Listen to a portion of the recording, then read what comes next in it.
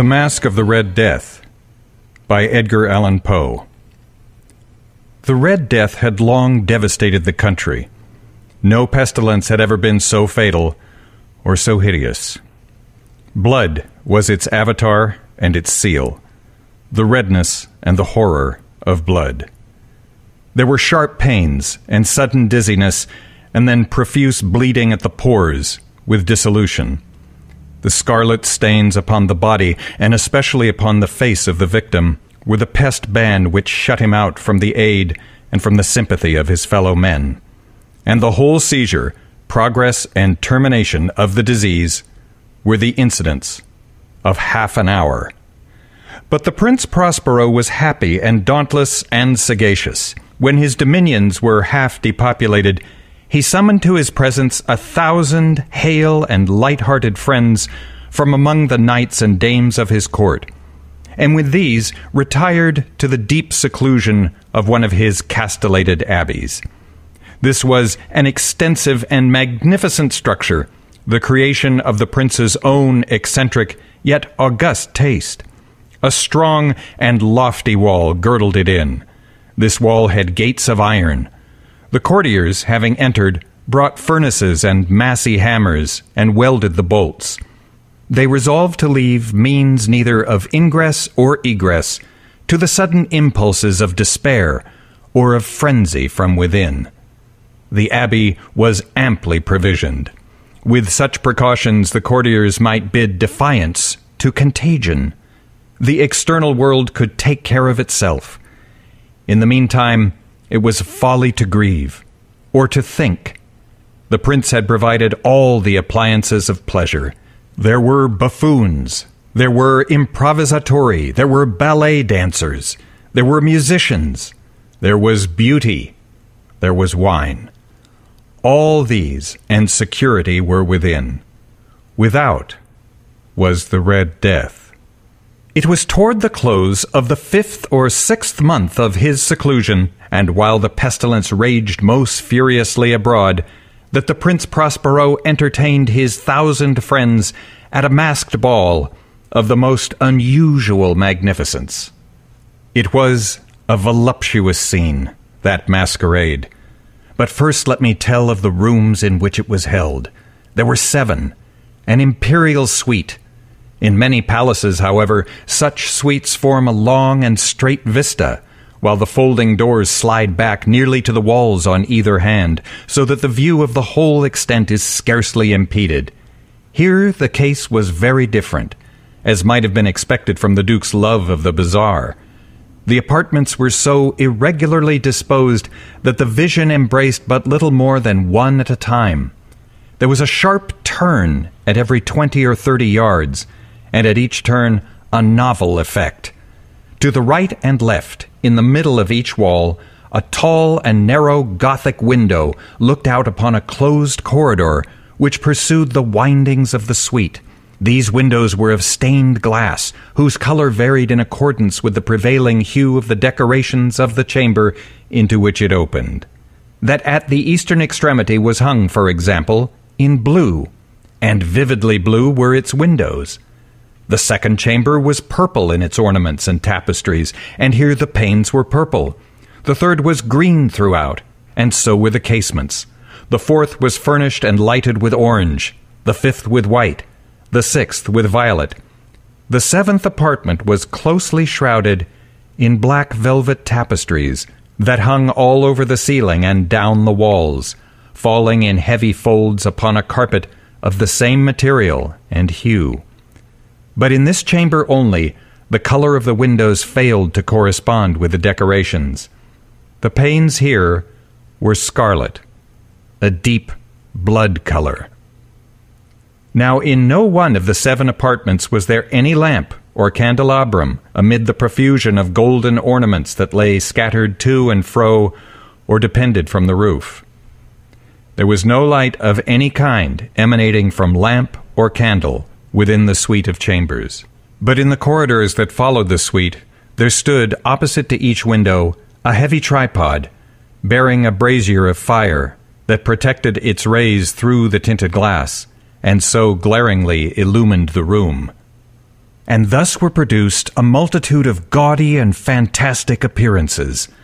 But in the western, or black chamber, the effect of the firelight that streamed upon the dark hangings through the blood-tinted panes was ghastly in the extreme, and produced so wild a look upon the countenances of those who entered, that there were few of the company bold enough to set foot within its precincts at all. It was in this apartment also that there stood against the western wall a gigantic clock of ebony.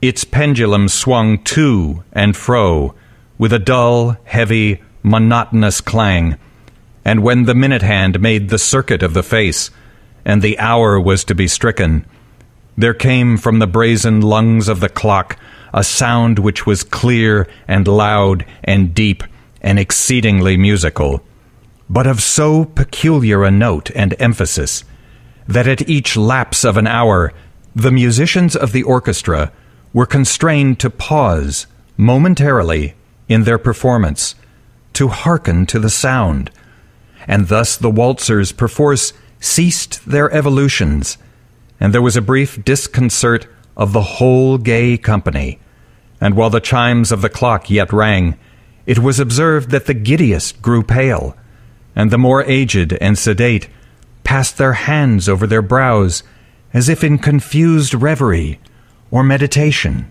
But when the echoes had fully ceased, a light laughter at once pervaded the assembly. The musicians looked at each other and smiled as if at their own nervousness and folly, and made whispering vows, each to the other, that the next chiming of the clock should produce in them no similar emotion. And then, after the lapse of 60 minutes, which embrace 3,600 seconds of the time that flies, there came yet another chiming of the clock, and then, with the same disconcert, and tremulousness, and meditation as before. But in spite of these things, it was a gay and magnificent revel. The tastes of the Duke were peculiar. He had a fine eye for colors and effects. He disregarded the decora of mere fashion. His plans were bold and fiery, and his conceptions glowed with barbaric luster. There are some who would have thought him mad. His followers felt that he was not. It was necessary to hear and see and touch him to be sure that he was not. He had directed in great part the movable embellishments of the 7 chambers upon occasion of this great fete, and it was his own guiding taste which had given character to the masqueraders. Be sure they were grotesque. There were much glare and glitter and piquancy and phantasm, much of what has been since seen in Hernani. There were arabesque figures with unsuited limbs and appointments. There were delirious fancies such as the madman fashions. There was much of the beautiful, much of the wanton, much of the bizarre, something of the terrible, and not a little of that which might have excited disgust. To and fro in the 7 chambers there stalked, in fact, a multitude of dreams, and these, the dreams, writhed in and about, taking hue from the rooms, and causing the wild music of the orchestra to seem as the echo of their steps. And anon there strikes the ebony clock, which stands in the hall of the velvet, and then, for a moment, all is still, and all is silent, save the voice of the clock. The dreams are stiff frozen as they stand, but the echoes of the chime die away. They have endured but an instant, and a light, half-subdued laughter floats after them as they depart. And now again the music swells, and the dreams live, and writhe to and fro more merrily than ever, taking hue from the many-tinted windows through which stream the rays from the tripods. But to the chamber which lies most westwardly of the 7, there are now none of the maskers who venture, for the night is waning away, and there flows a ruddier light through the blood-colored panes, and the blackness of the sable drapery appalls, and to him whose foot falls upon the sable carpet, there comes from the near clock of ebony a muffled peal, more solemnly emphatic than any which reaches their ears, who indulge in the more remote gaieties of the other apartments. But these other apartments were densely crowded, and in them beat feverishly the heart of life, and the revel went whirlingly on until at length there commenced the sounding of midnight upon the clock. And then the music ceased, as I have told, and the evolutions of the waltzers were quieted, and there was an uneasy cessation of all things as before. But now there were 12 strokes to be sounded by the bell of the clock, and thus it happened, perhaps, that more of thought crept, with more of time, into the meditations of the thoughtful among those who revelled. And thus, too, it happened, perhaps, that before the last echoes of the last chime had utterly sunk into silence, there were many individuals in the crowd who had found leisure to become aware of the presence of a masked figure which had arrested the attention of no single individual before. And the rumor of this new presence having spread itself whisperingly around, there arose at length from the whole company a buzz or murmur, expressive of disapprobation and surprise, then, finally, of terror, of horror, and of disgust. In an assembly of phantasms such as I have painted, it may well be supposed that no ordinary appearance could have excited such sensation. In truth, the masquerade license of the night was nearly unlimited, but the figure in question had out-Heroded Herod, and gone beyond the bounds of even the prince's indefinite decorum. There are chords in the hearts of the most reckless which cannot be touched without emotion. Even with the utterly lost, to whom life and death are equally jests, there are matters of which no jest can be made. The whole company, indeed, seemed now deeply to feel that in the costume and bearing of the stranger neither wit nor propriety existed. The figure was tall and gaunt, and shrouded from head to foot in the habiliments of the grave. The mask which concealed the visage was made so nearly to resemble the countenance of a stiffened corpse that the closest scrutiny must have had difficulty in detecting the cheat. And yet all this might have been endured, if not approved, by the mad revellers around. But the mummer had gone so far as to assume the type of the Red Death. His vesture was dabbled in blood, and his broad brow, with all the features of the face, was besprinkled with the scarlet horror.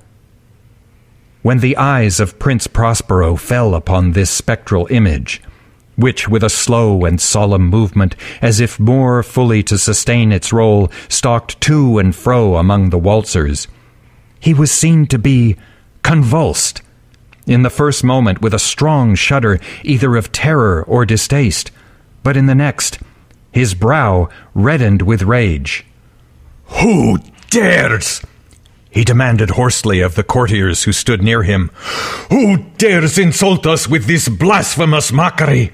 Seize him and unmask him, that we may know whom we have to hang at sunrise from the battlements." It was in the eastern or blue chamber in which stood the Prince Prospero as he uttered these words. They rang throughout the 7 rooms loudly and clearly, for the prince was a bold and robust man, and the music had become hushed at the waving of his hand. It was in the blue room where stood the prince, with a group of pale courtiers by his side.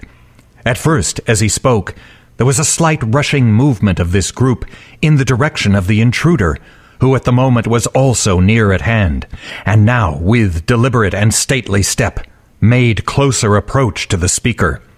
But from a certain nameless awe with which the mad assumptions of the mummer had inspired the whole party, there were found none who put forth hand to seize him, so that unimpeded he passed within a yard of the prince's person.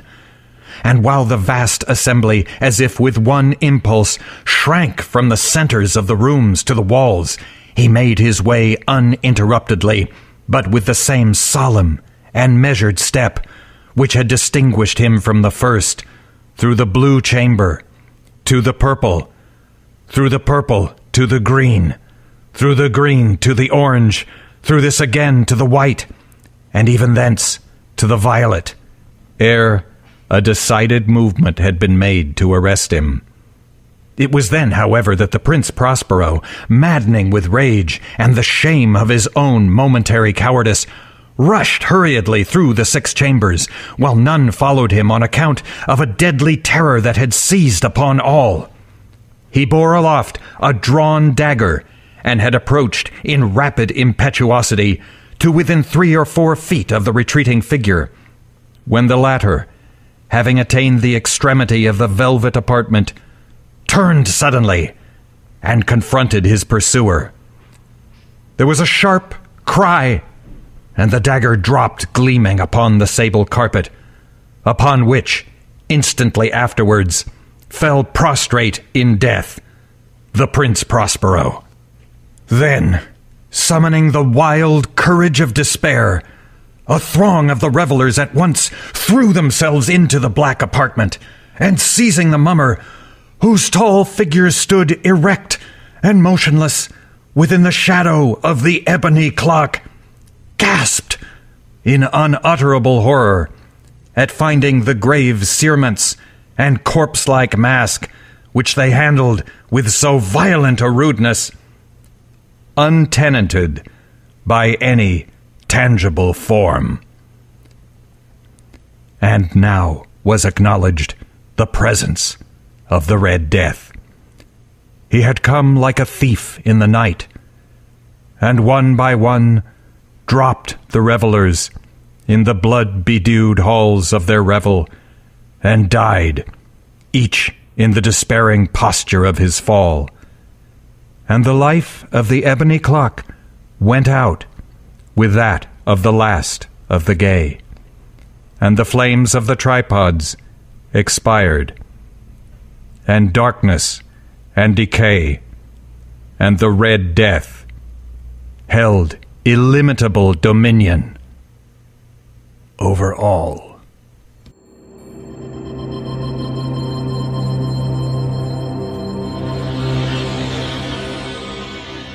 This has been a PodCastle miniature. The Masque of the Red Death was written by Edgar Allan Poe, American poet and writer best known for his stories of mystery and macabre. The story was read for you by Eric Luke, who produces and performs the Extruding America podcast, the 2-time Podcast Award finalist. You can find out more about Eric and Extruding America at extrudingamerica.com.